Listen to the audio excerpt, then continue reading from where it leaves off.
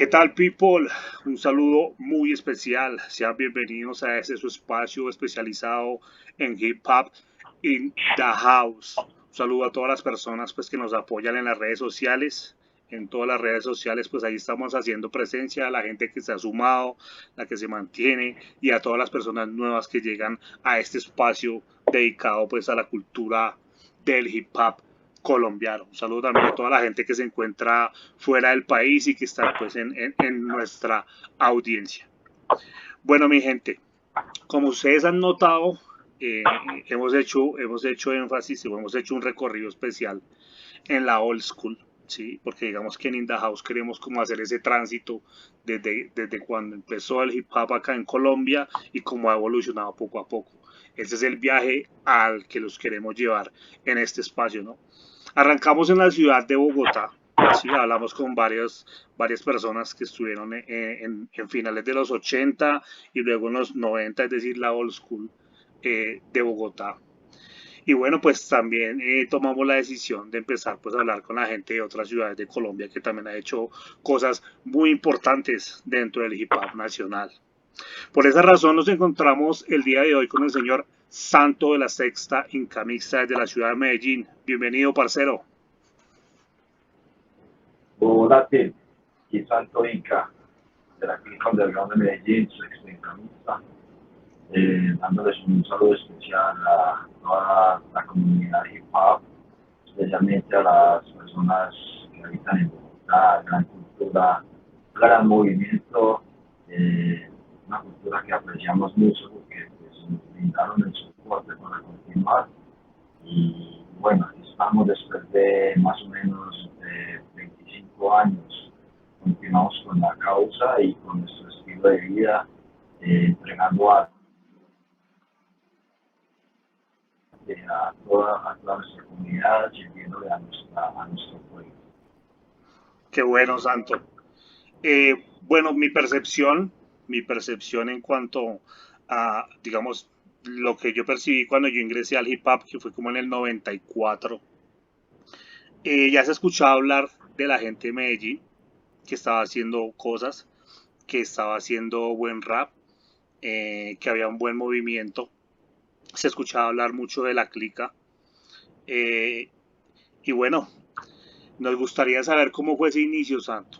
O sea, cómo empezaste la cultura de hip hop allá en Medellín, cómo llegó la cultura de hip hop a Medellín. Háblanos de ese principio un poco. Bueno, muchachos, yo siempre tengo que partir desde, como le digo a mucha gente, tengo que partir desde un punto, digamos, significativo de mi carrera y en mi práctica artística y bueno, tendría que partir desde 1998, que fue el momento en donde yo grabé el primer trabajo musical para la gran disquera colombiana Discos Fuentes. Eso fue hace 25 años. De ahí hacia atrás, para llegar a esa etapa, transcurrieron más o menos 7 años desde que yo empecé a hacer hip hop. ¿Estamos de acuerdo? Ajá, Entonces, pues mis inicios fueron más o menos a los 15 o 16 años. Yo puedo decir que mis inicios porque yo tengo que escribir mi primera canción. Una canción que es era muy al estilo old school. La canción se llamaba La Turqueta. Una canción que integró el repertorio de mi primera agrupación musical de aquel momento que se llamó Sindicados 13-3, ¿cierto? ajá, Eso sería más o menos en el 1990, cuando ok, yo tuve mi primera. Eh, del 90 hacia atrás, pues lo que pasó fue que yo estábamos en esa época muy violenta, en un barrio muy violento, que estamos hablando de Antioquia, en donde ajá, la juventud estaba digamos, a la destrucción, al no futuro, a la violencia, pues, a la rebusca, a la lucha pues, por sobrevivir y tratar de sacar por lo menos más que su vida, también un poco la de su familia. ¿Cierto? En ese momento, pues, te puedo decir que yo estuve pues, andando las calles de mi barrio en la noche, cuidando mi barrio con mis amigos, Ujú. Yo era lo que llamaban un cachorro de un grupo. Santo, tengo una pregunta, brother. Tengo una duda. ¿De qué se estaban cuidando ustedes en ese momento, men? Hermano, vea, había mucha violencia. Entonces, Ujú.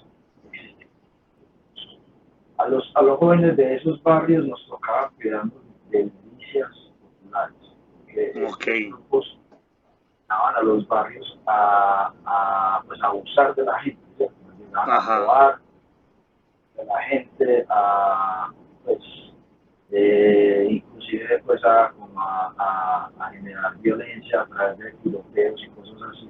Ujú. Entonces, los jóvenes, la misma comunidad, aceptaba que se hiciera, digamos, una vigilancia, eso es lo que llaman la vigilancia en los barrios. Ok. Y esa vigilancia la cobraban en la colaboración. Hoy en día eso lo castiga la ley, ¿cierto? Entonces, pues, era lo que pasaba, ¿cierto? Ujú. Entonces, en esos espacios nocturnos en la calle, la compañía era un radio, ¿cierto? Un radio pequeño y una emisora. Entonces, la radio y la emisora hacían como de compañía, porque nosotros en realidad mantenemos muy solos en la noche, ¿cierto? Una vez que era muy peligroso, Ok. entonces la compañía de entonces, más o menos a los 16 o 17 años, muchos jóvenes murieron a causa de toda esa violencia, ¿cierto? Ujú. Eh, la aspiración de un joven de ese tiempo era vivir hasta los 22 años, 22 o 23 años. Por lo general, hasta esa edad habían llegado a la juventud, o sea, porque no había, digamos, acceso a la educación, entonces la gente mantenía muy agitada en la calle y había mucho de todo abierto, no se le puede usar la violencia para la violencia de los jóvenes, que tenía la violencia avanzando a la ciudad. Ujú. Entonces, como te digo, en esos espacios pues veíamos Betamax, nos íbamos con la casa de la persona con la que nos juntábamos, ¿cierto? Pues, para no mencionar muchas cosas, en la casa en donde juntábamos todos, veíamos películas de Dance o digamos películas de... Sí, ya empezó ya con el tiempo empezó a aparecer ya en el repertorio, pues en mi conocimiento, de las agrupaciones de rap, entonces yo escuchaba Ron DMC, Ok. yo escuchaba Paul Kenny, algo de Místicos, algo de Fagos, algo de Tutti Frutti. Eso era lo que yo escuchaba ya con los amigos con los que yo me disfrutaba de este nuevo estilo de vida, ¿cierto? Este nuevo estilo de vida. Ujú. Entonces, pues yo era uno de esos jóvenes que llamaba, digamos, a la emisora, pues en mi juventud, en mi iglesia, pues, porque es característico de los muchachos, pues la inquietud, ¿sí? Entonces llamaba a cierta emisora y me convertí como en un personaje de esa emisora que llamaba, muy joven, conversaba con el locutor y pues, tenía cierto, le hice con cierto, digamos, aprecio. Ok. Un momento en esa emisora y en ese programa que se llamaba El Club de los Corazones Rotos, se llamaba un programa nocturno, era de la noche, Mm. ¿no? Entonces, en algún momento, pues yo siendo muy aficionado a esas emisoras y a esa música, Ujú. hip hop, algo como Pablo, ciertos artistas más o menos de ese estilo. Y Y bueno, entonces en algún momento este locutor dice que va a grabar, que va a hacer una reunión con alguien y la, esta persona, ¿cómo te digo eso? La entrevista y pide a la gente que no grabe, ¿cierto? Sí. Yo en ese momento pues tenía mis cassettes, que esa era mi manera de escuchar la música, grabando de la emisora canciones, porque pues, Ok. yo no tenía acceso a ni MP3. En ese tiempo no había CD, no había ni MP3. Entonces mi manera de adquirir música era los cassettes. Entonces yo grabé ese programa y me dirigí a la emisora. pues después empecé a grabar, siempre como tutor y empecé pues como una relación con ellos y noté en algún momento que ellos tenían una persona que les colaboraba en el sentido en que ellos asistían, ¿cierto? Entonces esta persona contestaba el teléfono, Ok. tomaba notas, Ujú, con recaudación de información, con la programación ya más adelante, yo aprendí a programar, ¿cierto? ujú. Entonces, ¿qué pasó? Yo a esa edad estaba muy activo y estaba tratando de escapar de la violencia, ¿cierto? Porque yo de todas maneras vivía en esa violencia, pero ese era mi espacio como de conexión con el proyecto, ¿cierto? Porque realmente a mí lo que me gustaba era el arte, sabe que yo soy hijo de un artista, ¿cierto? Soy hijo de Ajá. un pintor y profesional, mi padre pues con el descanso. Entonces, pues, ellos en ese tiempo ellos trabajaban y pues, nosotros nos manteníamos muy solos, porque no era muy fácil o sea, vamos, en una crisis, este país está convertido en un país inviable, entonces el dinero era muy escaso. Entonces, ¿qué pasaba? Tratando ya de buscar una relación y darnos cuenta de que era muy difícil estudiar en una universidad y conseguir un trabajo, un empleo, digamos, que no sea cargando cosas o ciertos trabajos, digamos, rústicos, trabajos rústicos, porque en ese barrio, en ese pueblo, lo que daba empleo a la gente era el trabajo, o sea, no se podía estudiar, digamos, una carrera y el trabajo era muy fuerte. Entonces, Ajá. también lo que buscaba yo era una oportunidad de aprender una carrera así científicamente y eso fue lo que hice yo en la radio. Estamos hablando de la emisora de radioactiva, estamos hablando de Caracol y estamos hablando del año 91 más o menos. Ya Ok. en el 92, una diferencia tan grande que esta emisora cerró y muchas cosas cerraron. Estamos en la ciudad más violenta del mundo. Ajá. Mi padre tuvo la oportunidad de viajar a Aruba, Ujú. trabajar con su carrera de gráfico y yo tuve la oportunidad de seguirlo porque mi aspiración era, pues ya con el tiempo, después de haber aprendido, después de haber rapeado, después de haber estado en esta emisora, mi aspiración era conocer la cultura a un nivel digamos, internacional. Pues Claro. yo tenía como esa utópica necesidad, digamos, de hacer contacto con esta cultura de rap a un nivel internacional y quería aprender inglés, ya.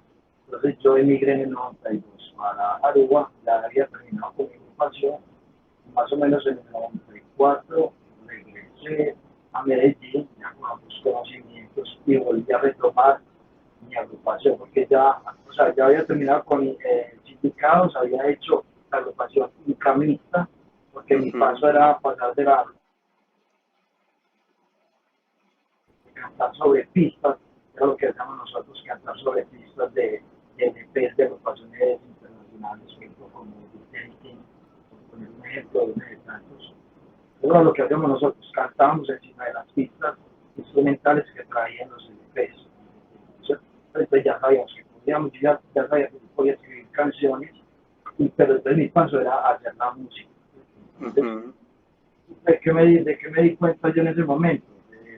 En algún momento tuve relación hice amistad con Perro Loco, con Perro de Mente, Ujú. eh, y empezamos a estudiar qué eran los loops y qué eran las secuencias. Nos fuimos, en ese tiempo nos empezamos a ir a Yamaha Musical que nos dejaban entrar a mirar los instrumentos, y por el derecho aprendíamos, estudiamos, fuimos nutriéndonos de conocimiento para después hacer música. Ok. Eh, Pero Loco montó su agrupación que se llamó Polvo de Indio y su materia de agrupación que se llamó Incamisa. Ok. La agrupación era batería, bajo, guitarra y el piano, que el sintetizador emulaba los sonidos indígenas, ¿cierto? Entonces, tomábamos flauta, tomábamos quena, entonces eso era lo que O sea, es decir, Santo, que desde ese momento ustedes ya estaban buscando una identidad con el rap, ¿no? Una identidad más suramericana, más.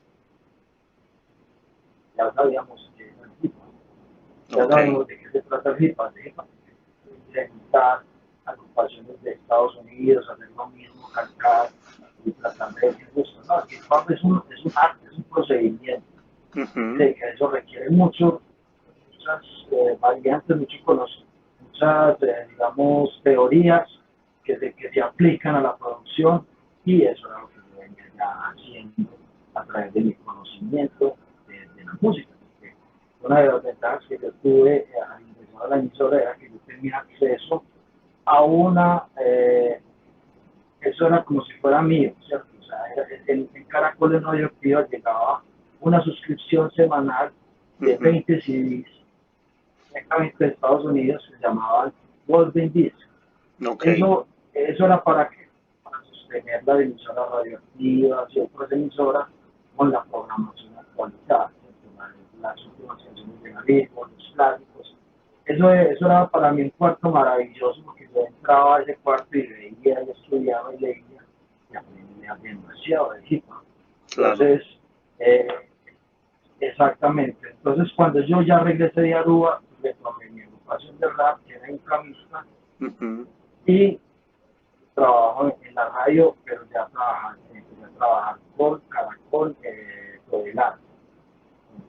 Yo nunca volví a Caracol hasta muchos años después. Entonces, con Prodelar, empecé a hacer mi primer programa de rap ya producido por mí, que se llamó La Ciudad X.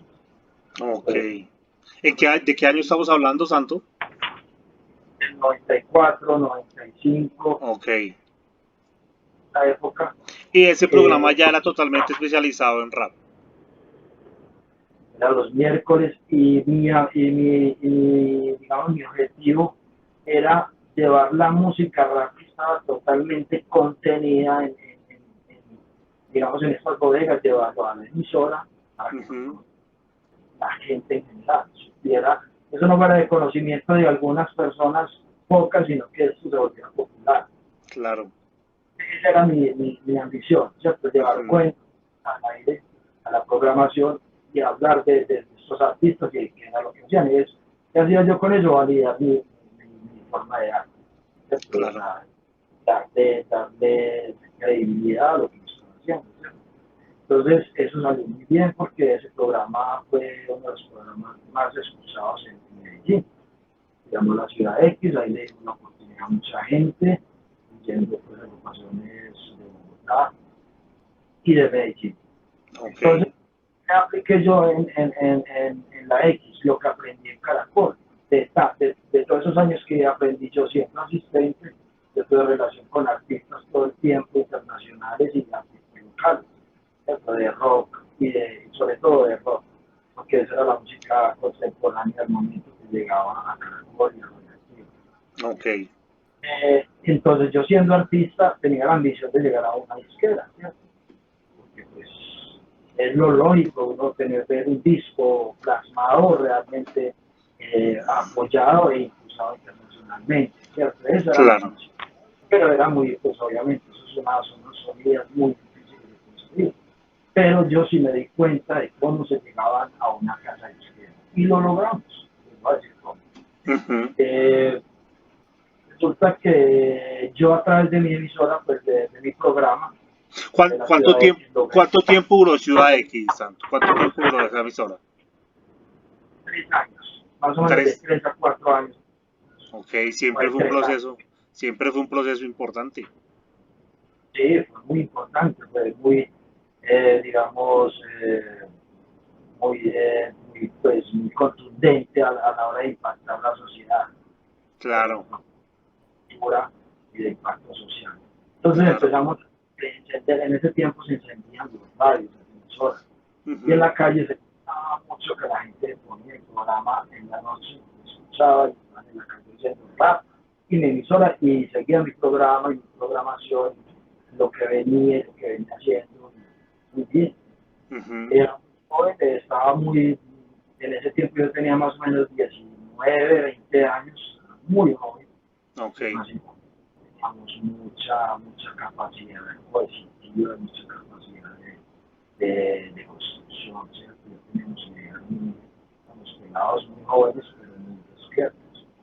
Entonces, lo que queríamos básicamente era defender esa vida en contra del no futuro, que era como ¿cierto? Como una característica que les dieron, le dio la sociedad en general a la gente que eso era como un estigma que teníamos la gente de los barrios más bajos que no más en el futuro, como te dije, en ese tiempo los jóvenes no hablando de los años. Entonces, pues esa fue nuestra lucha, demostrarle a la sociedad de que nosotros merecemos y que realmente tenemos inteligencia y que realmente sí queremos estar en una buena posición social, sí queremos ayudar a la sociedad desde nuestro arte. Pues imagínate si a nosotros nos hubieran dado oportunidades más grandes, pues ¿qué más hubiéramos hecho? Pero desde Claro. arte demostrar que somos aptos, somos capaces y que tenemos todas las intenciones de mejorar y de avanzar en la sociedad. Ok. Entonces, más o menos así, pues, porque la realidad es que esta historia es un poquito larga. Pues, Sí. 25 años, no se pueden resumir pues, en una hora, pero más o menos ahí les doy unos tips que me pueden ir siguiendo y me pueden ir conociendo un poquito más. Claro. En realidad fue bien importante este proceso de la emisora Santo. Es similar a lo que sucedió por acá en Bogotá con el Reino Clandestino, que fue como la primera emisora. Bueno, Eso, antes de Reino hubieron otras emisoras, pero digamos que alguna de la que fue más trascendental fue el Reino Clandestino y también tuvo un proceso de varios años. Se podría decir que Ciudad X, para mí como productor de un programa de radio, encontrarme a Kauman y el ritmo que en Bogotá, yo sentí como que, oh, estamos haciendo las cosas bien. claro, Porque en realidad como nosotros no teníamos contacto entre ciudades como es ahora, que estamos en las redes totalmente comunicados, en ese tiempo no sabíamos qué estaban haciendo en Bogotá, llegaban pues como así cosas, rumores, o llegaba de pronto algo, de pronto para nosotros íbamos a Bogotá, sí, traíamos entonces eso era muy grato y sobre todo porque Caoba es un afro y es un man pues como con mucho carácter en el hip hop, empoderado del rap. Entonces para mí eso era maravilloso, para mí eso era claro, bacano sentir eso. claro, Santo. Bueno, Santo, hablemos un poco de el álbum, bueno, Civilización Perdida. En mi concepto, este álbum es una de las mejores producciones, una de las mejores producciones de rap de Colombia. En mi concepto, me parece que la producción es muy buena, las líricas son muy buenas, el estilo y los flows de los MCs para la época eran totalmente innovadores, una propuesta muy auténtica, muy colombiana, muy latinoamericana. Excelente. Hablemos un poco sobre esta producción, Santo, La Civilización Perdida. Hola, te agradezco las palabras. La verdad es que para mí es una gran satisfacción este trabajo. Yo lo considero, pues aunque yo sé que se oye muy mal de mi boca, pero ya les voy a dar la razón, lo considero un mejor trabajo musical, hablando desde el arte, de la construcción artística, la Uh -huh. originalidad y la producción nacional. Lo considero un mejor trabajo musical del país. ¿Por qué les voy a decir por qué? En ese tiempo, pues, lo que se podía hacer a nivel de producción musical era totalmente limitado, pero nosotros sabíamos que se podía hacer sí, a otro nivel, dado el conocimiento que teníamos ya un poco de software y tal. Sabíamos que eso se podía hacer mejor Uh -huh. y eso fue la inspiración. Entonces, una vez que yo conseguí mis otros dos compañeros, que fueron Juancho y Vampiro, los enruté a, digamos, al diseño de la producción musical, o sea, la escogencia de las canciones de ese álbum, que fueron 12, de las que yo soy autor de 6. Uh -huh. De canciones, sí, entonces, la mitad, digamos, de ese trabajo después de mi diseño. Entonces, ¿qué pasa ahí? Empezamos a hacer selección de letras y a entender qué es lo que estamos viviendo en nuestra sociedad y qué era lo que estaba pasando con nuestra gente. Obviamente, lo que estoy siguiendo desde ese tiempo como joven, a través de ese trabajo musical tan importante y tan viciente, era exigiendo un cambio a la sociedad. Ok. Nos estábamos dando cuenta de que la gente no quería su mestizaje, su raíz indígena, la gente no rechazaba digamos, a sus congéneres, sabiendo que por eso yo me di cuenta, de esas cosas yo me di cuenta cuando salí del país, porque cuando uno sale del país se da cuenta de quiénes son los suyos, que Claro. es la raza que lo compone usted, y se va desengañando, digamos, de la mala educación que le van dando a usted, digamos, en el colegio, pues, solamente o en la universidad le enseñan solamente cosas eurocéntricas, ¿cierto? Es un eurocentrismo total, ¿cierto? O sea, la parte indígena no la tienen como totalmente, digamos, apartada. Entonces yo sentía que eso es parte del cambio, ¿cierto? Entonces, el sonido de las quenas y de las zampoñas, tomé la decisión de integrarlo a mi música, pues a raíz de un gusto musical que era la música que le gustaba a mi papá cuando él se sentaba, digamos, a pintar, yo lo siguiente para poner a ver pintar, Ok. un gusto que tenía también, pero además me había dado cuenta de esa parte, ¿sí? Y sabía también que el hip hop acepta mezclas o sonidos de diferentes tipos, ¿cierto? Totalmente. Por ejemplo, bueno, esos ejemplos son muchos, ¿cierto? Sí. La música que le integramos, sonidos africanos, sonidos muy de salsa o sonidos. Lo que decidí yo en ese tiempo con esta era la zampoña como un bajo, ¿cierto? Como una melodía, la quena como un bajo, ¿cierto? La zampoña como una melodía y integrarlas al beat afro, que es el beat del hip. Ajá. Estos beats los mandamos a traer directamente de Nueva York.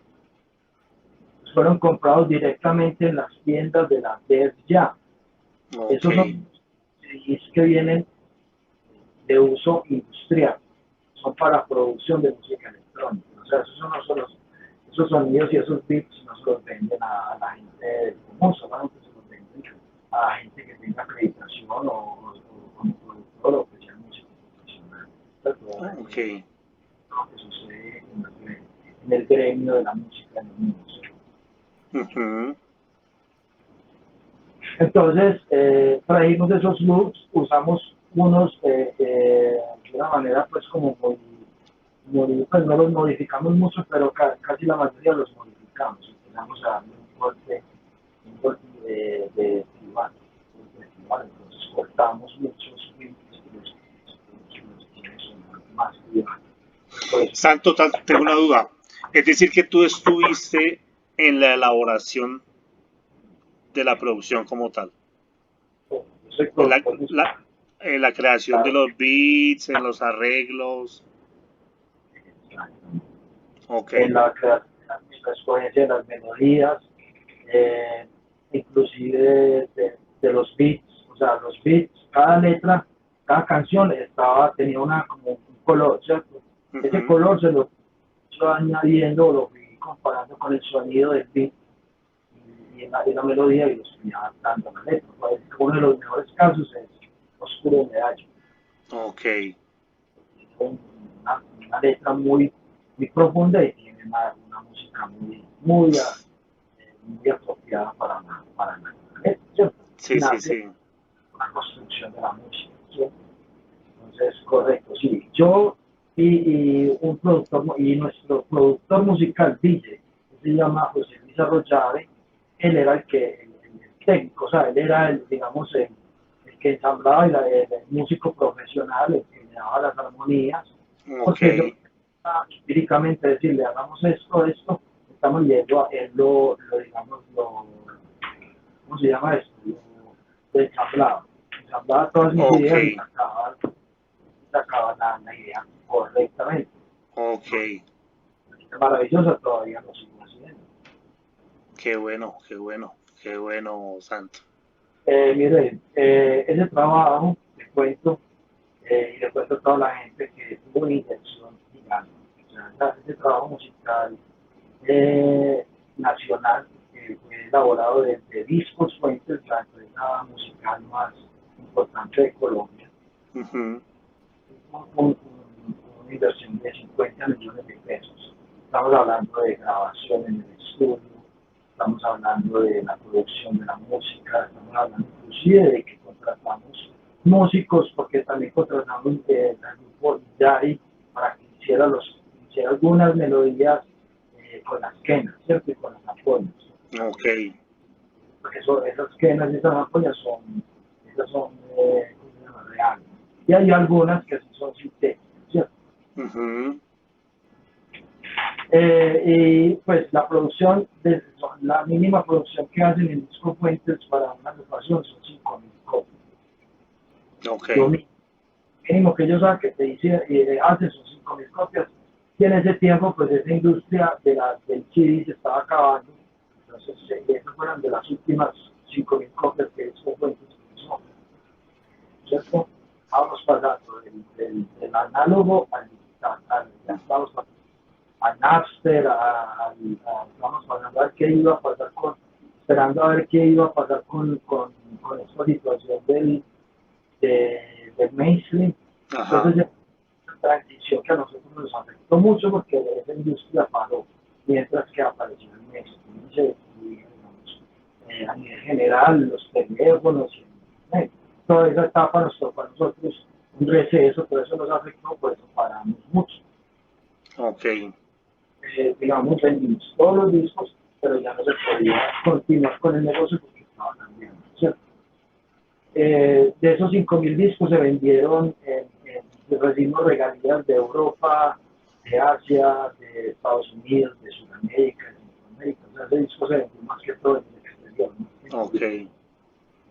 Entonces nosotros nos conocen mucho en el exterior, en los Estados Unidos también, en México nos conocen mucho, nos aprecian mucho. Pero nunca hemos podido salir, o por lo menos yo, porque condición social, ¿cierto? Y los roces con la sociedad no me lo permiten de cierta manera.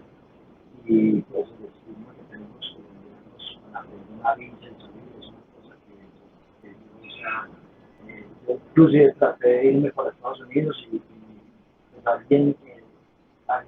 alguna de las personas que contratamos no estaba bien legalmente y nos hizo un daño de dañarnos la visa. Entonces, Mm, pero sí tuvimos un certificado del sindicato de músicos de los Estados Unidos certificando que éramos una agrupación totalmente profesional.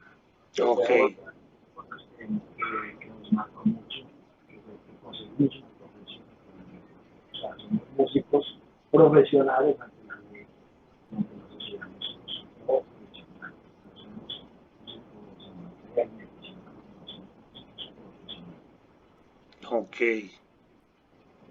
Sí, ¿qué más te puedo contar? Santo, Santo, cuéntanos, me parece interesante saber cómo una casa discográfica o un sello discográfico como Discos Fuentes, que era el más importante de Colombia en la época, se fija en una agrupación de rap. ¿Por qué Discos Fuentes se interesa en una agrupación de rap de Colombia? Es correcto, muy bien, buena pregunta. Entonces, como te explicaba yo aprendí la técnica de las agrupaciones de rock para entrar a estas disqueras. O sea, porque Ujú, iba a través de Radioactiva, iba a los eventos de los grupos de rock que promocionaban la emisora y entendí muchos pasos. ¿Sí? Entonces, uno de los pasos, por ejemplo, le aprendimos o yo le aprendí a Equimosis o a agrupaciones muy conocidas en el rock, por ejemplo, como Estados Alterados, a tocar para llamar la atención o tocar seguido en la calle para llamar la atención de la gente que está buscando talento. Ok. Y otra de las técnicas fue que grabé una canción, o sea, la canción 40 monedas de oro la grabamos.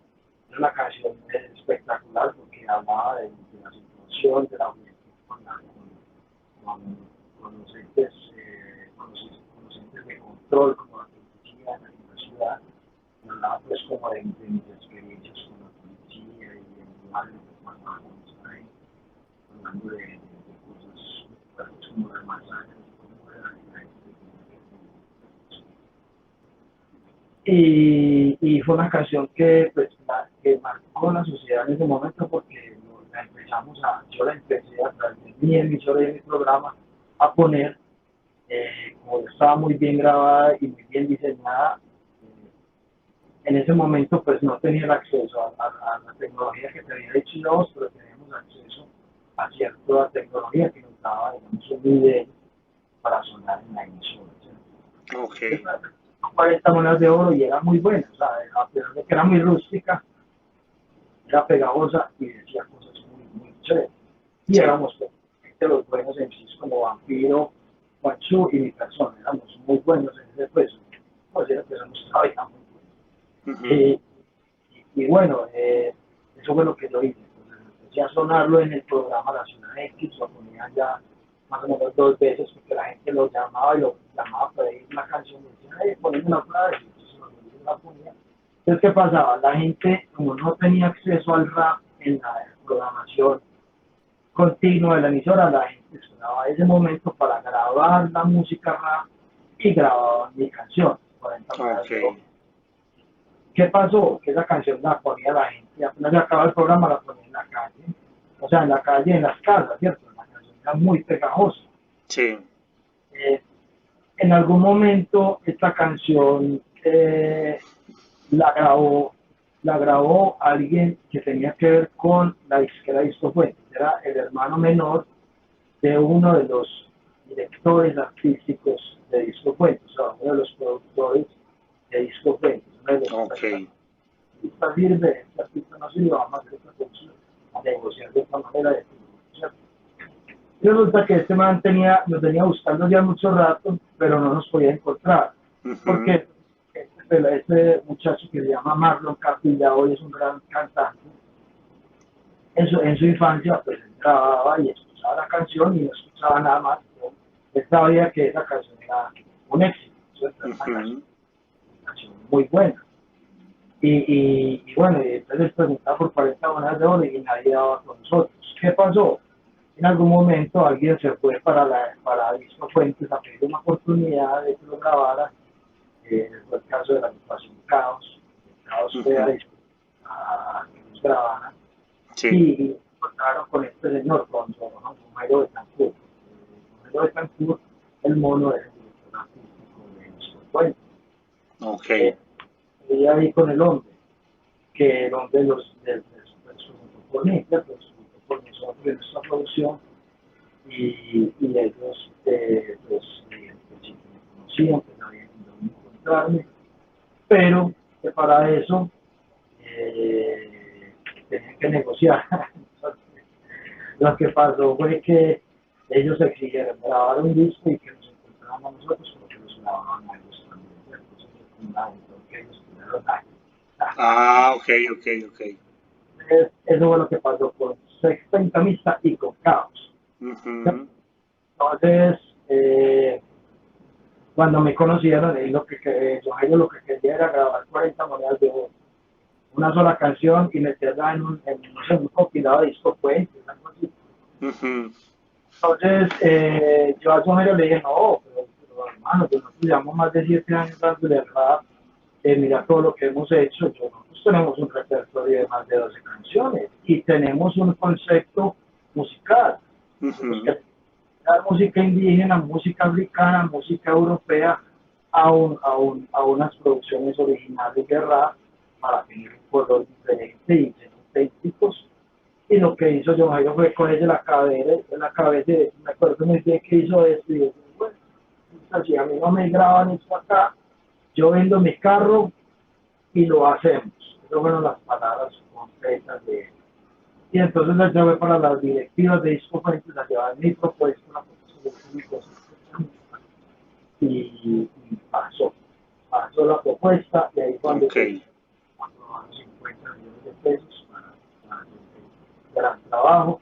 Es todo lo que yo pedía. Por ejemplo, nosotros nos fuimos a tomar fotos a los museos y escogimos figuras de oro que se parecieran a nuestros rasgos y ujú, la fotografía. Incluimos maquillajes, el básico. En unas fotos escogimos un maquillaje amazónico, eso por acá unas cosas, maquillaje por acá algo, Machu también. Y entre la fotografía también era muy buena, sí, sí, era sí. profesional. Eh, y la música, como te dije, cómo se construyó a partir de, pues, ya de una carrera hecha, porque 7 años de la música es uno ya volverse un profesional, ya sabes mucho, pues desde que uno le dedique y tenga pues esa pasión por la música. Entonces, Claro, sí fue. claro, es que precisamente eso es lo interesante de ese álbum, Santo. Sí, fue un logro. Que el álbum tiene un concepto muy genuino, ¿sí? Y para la época fue algo totalmente innovador. O sea, en cuanto al rap colombiano, eso fue algo, pues, que llegó de sorpresa e impactó bastante. Yo cuando lo escuché, que dije, uy, estos manes, ¿qué? ¿De dónde son? ¿De dónde salió este grupo? Esa calidad de sonido. De Colombia, nadie lo creía, pero entonces ya nosotros teníamos tanto conocimiento de producción musical, lo logramos concretar. Fueron pasos dados, fue lucha en la calle, fue muchas cosas. O sea, aquí no somos ni privilegiados, ni hijos de papi, ni que queremos ser músicos y ser famosos, como mucha gente que aparece en este medio, lo que quieren es ser, pues, cierto, famosos. No, no, la música no lo que quiere es llamar a la conciencia, llamar al cambio, acompañar a nuestro pueblo en sus luchas diarias, en, su, en, su, en, su, en sus sufrimientos, en sus logros, en sus alegrías. Queremos acompañarla a través de la música, es lo que yo sigo haciendo también. Santo, la sexta en camisa aún existe, aún continúa la agrupación como tal. Mire, esa pregunta es muy buena. Nosotros, eh, dado el caso de que el negocio cambió, el negocio afectó directamente a los artistas, porque ya los discos no se venden, o sea, nosotros ya no podemos tener un producto físico para, digamos, decir, bueno, vos tenés tantos discos, yo tantos y vos tantos para que salgas a vender o distribuyas, porque ya esos discos no se venden, Ujú, el negocio no existe. O sea, eso ya es una cosa del pasado, ya los discos son cosas del pasado, estos ujú. son pues, allá como de coleccionistas, entonces eso como negocio no funciona. Entonces, ¿qué pasa? Ahora el mainstream, ¿cierto? ¿Qué pasa? Cada persona tiene que firmar, tiene que ser un individuo para poder recibir sus regalías, ¿cierto? A través del ejemplo de las distribuidoras como OneFPA. Ajá, correcto. Entonces, ¿qué pasa? La agrupación es muy, muy difícil sostener una agrupación con unas inversiones compartidas porque pues, empiezan los dos, ¿cierto? Entonces es mejor que cada quien con su propia inversión se lance al mainstream y cobre su plata a su ritmo, y que a partir de su propio esfuerzo, porque aquí toca hacer mucho esfuerzo individual, gane ¿cierto? Su recompensa monetaria. ¿No? Ok. Entonces, desde ese punto de vista, pues ya Sexta Encamista no existe porque nosotros ya no componemos juntos, ¿cierto? Nosotros hicimos dos trabajos y Ujú. yo hice canciones mientras que pasábamos al mainstream, yo hice algunas canciones con la clica y ahora es que tengo mi nuevo trabajo, el Camino del Jaguar, que es mi nuevo trabajo musical que ya he hecho como solista. Ok. Y lo estoy haciendo pues con música. Ok, Santo. Entonces hablemos precisamente de lo que estás haciendo en la actualidad, ya que tocas el tema. Hablemos sobre el camino del jaguar, sobre esta producción. Ya se encuentran las plataformas. lo podemos escuchar. Yo tuve la oportunidad de chequear el video, me pareció muy interesante. Aún guarda ese concepto que quieres proyectar de identidad, ¿sí? De latinidad. Hablemos un poco sobre eso, Santa. ¿De qué se trata el Camino del Jaguar? Bueno, les cuento. El Camino del Jaguar es mi producción musical, el más reciente. Son 6 canciones, las cuales ya he lanzado 2. Se refiere el Camino del Jaguar a nuestro territorio, ¿cierto? O sea, entonces estamos hablando de un crecimiento en mi territorio y cómo nos ve la gente en el exterior y cómo somos nosotros en Colombia, ¿cierto? El Camino del Jaguar se le denomina al territorio comprendido entre el norte de Chile y parte de Brasil, Ujú. pasando por Ecuador, por Venezuela, Panamá, Nicaragua, hasta México, hasta el sur de México. Es un territorio. Una pregunta, Santo. ¿Quién denominó estos territorios como el Camino del Jaguar?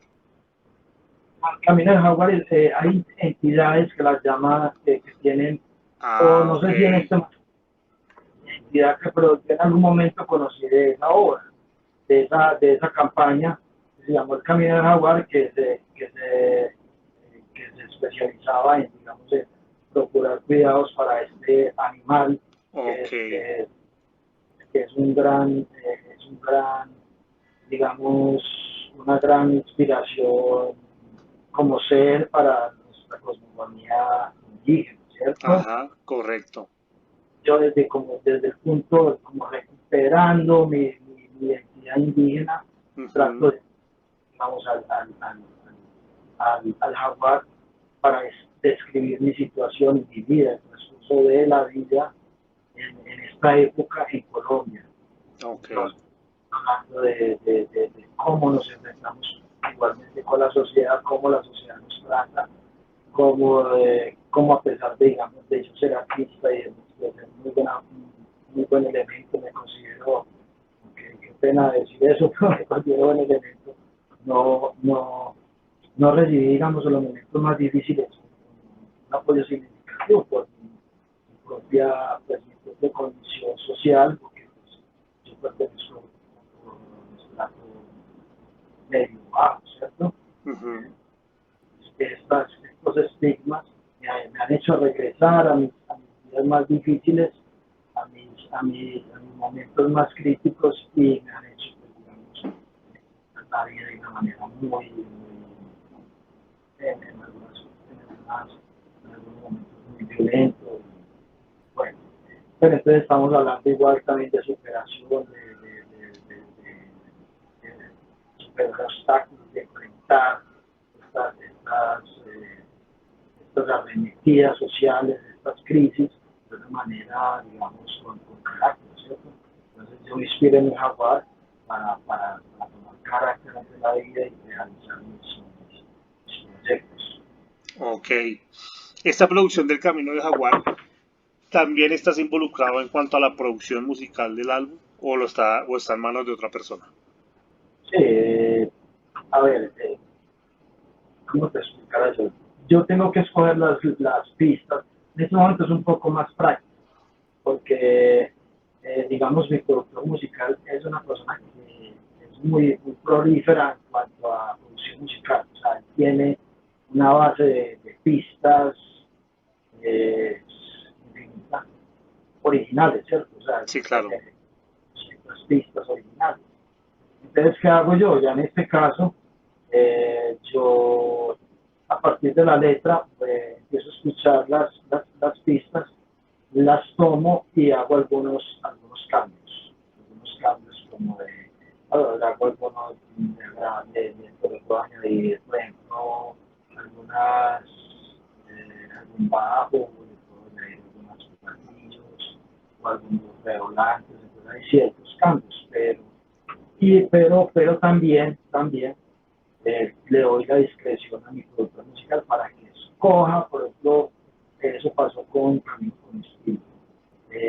Yo Ujú. tenía con otra pista y él escogió otra pista que él tenía me la mostró y yo la acepté y la grabamos con el disco. Ok, Además, o sea, hubo otro momento, me la mostró, me enseñó y la volvimos a hacer, pero fue muy ok, Santo. Bueno, Santo, hablemos un poco de la actualidad del hip hop en Colombia. Tú en este momento, ¿qué opinas del movimiento hip hop en Colombia? ¿Cómo lo ves? ¿Consideras que si hay una industria? ¿Qué opinas de todo esto? bueno, yo pienso que hay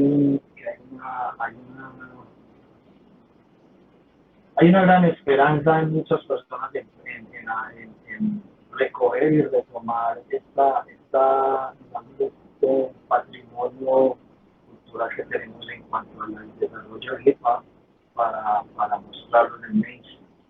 Lo Ujú. que pasa es que los que estábamos en esto muy desarrollados estábamos en otro sistema, ¿cierto? Estamos en un sistema análogo y como esto quebró, pues mucha gente quebró. No estamos hablando de nosotros solamente, eso fue a nivel mundial. Sí, Entonces, claro. quebrar significa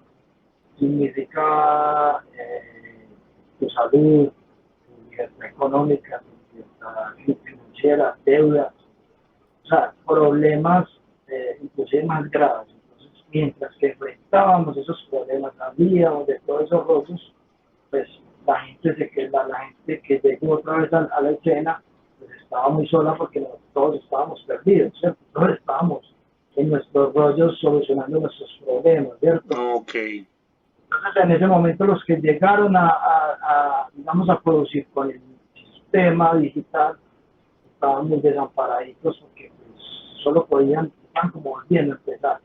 Entonces, estaban muy solos y no tenían, digamos, ahora, digamos, los maestros que hemos regresado a la escena a enseñar. Por eso yo estoy diciendo todas estas cosas para que la gente aprenda cómo se hace la música, de Ujú. dónde, para qué sirve, cuál es el sentido de ser músico, para qué la gente haga buenas cosas. En realidad, en Colombia, en Medellín, hay mucho talento.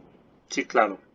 Eh, Desafortunadamente muchos pelados pues, que están haciendo música pensaron que la música era ser famoso, estar en una pantalla y decir cualquier bobada y volver a grabar otra canción, decir otra bobada, volver a grabar otra canción, decir otra bobada. Entonces, pues yo de verdad, hay muchos artistas que yo no, ni saludo porque realmente me sacan, porque yo sé que no es culpa de ellos, pero realmente me indignan a veces esas cosas como tan mediocres y a ellos les va bien, pero realmente el arte no es eso, el arte, el rap, el hip hop es un arte muy respetable a nivel mundial, que Ujú. lo han tratado de asociar, que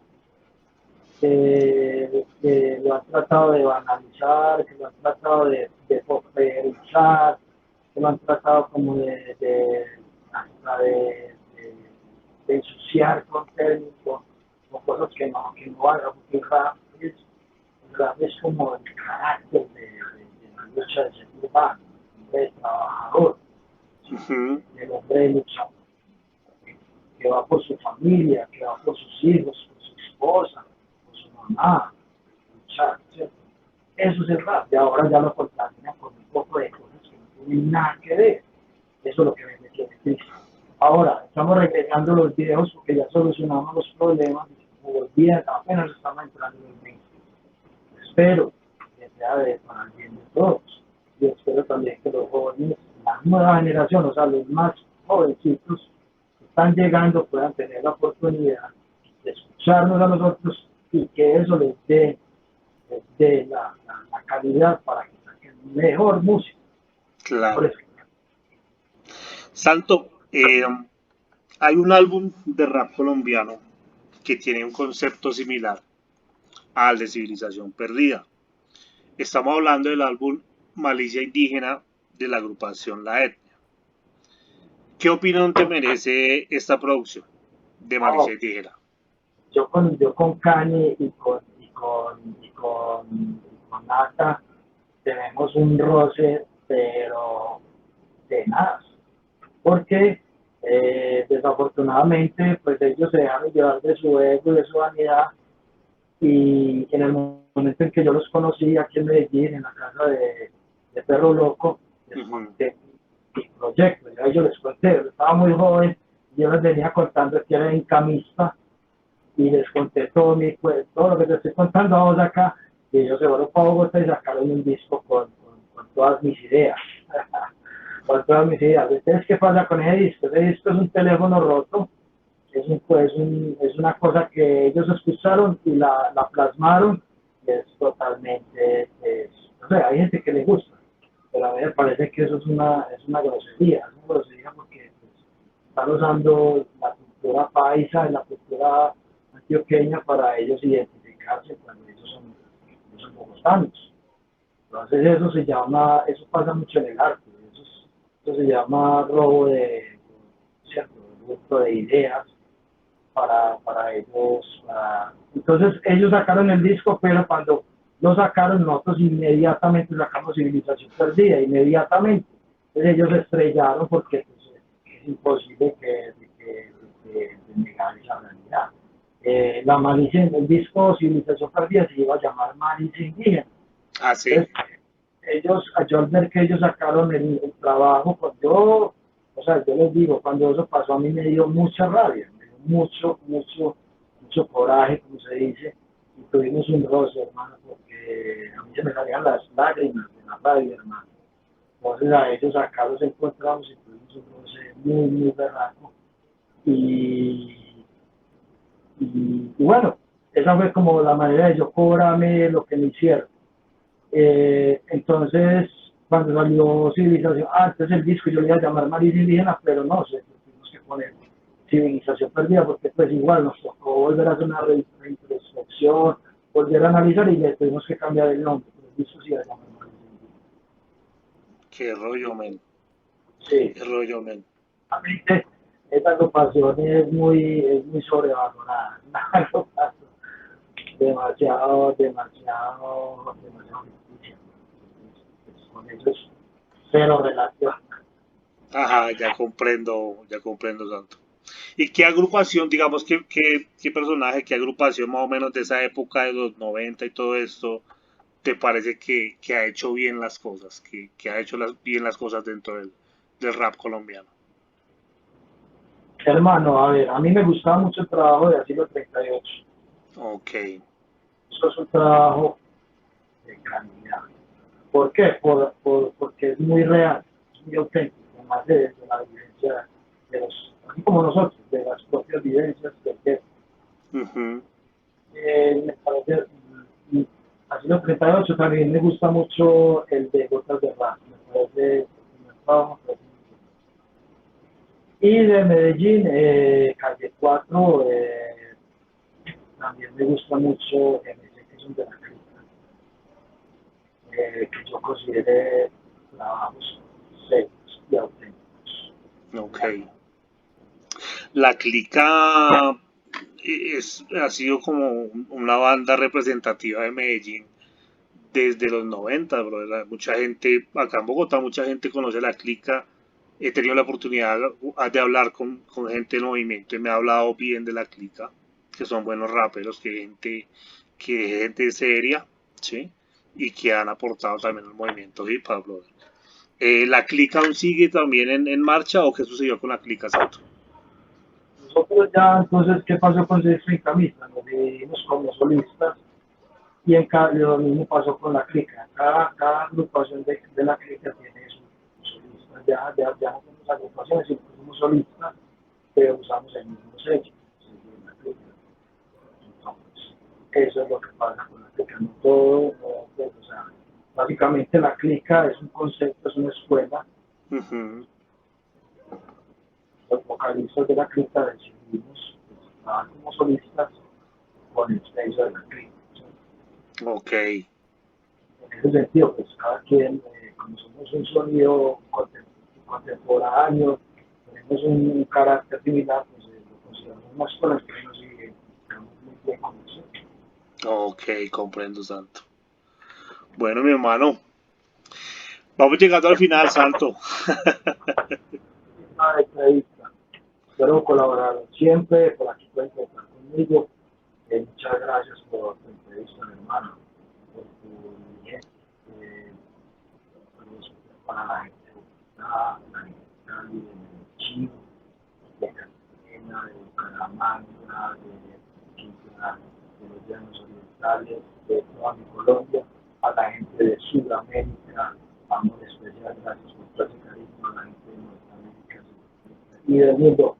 Santo Inca. Mi gente, ya lo saben, este fue el santo de la Sexta en Camisa. Escuché en su producción El Camino de la Jaguar. Por ahí hay algunos 2 tracks rodando en las redes para que los busquen. Camino con Estilo y El Camino del Jaguar para que chequeen que el hombre está haciendo buenas cosas. Un old school desde la ciudad de Medellín que se encuentra representando y que hizo un gran aporte al hip hop nacional, y eso hay que escucharlo y valorarlo, mi gente. Entonces, bueno, por este episodio no es más, sin antes agradecerle a Santo pues por su tiempo, brother. Muchas gracias por tu tiempo, por haber aceptado la invitación, man. Muchas gracias a ustedes, Búho Volátil. Espero volverme a encontrar por acá en las calles de Medellín o Bogotá. Qué chimba. Sí, Listo. Mi gente, nos vemos en otro próximo episodio. Esto es In The House.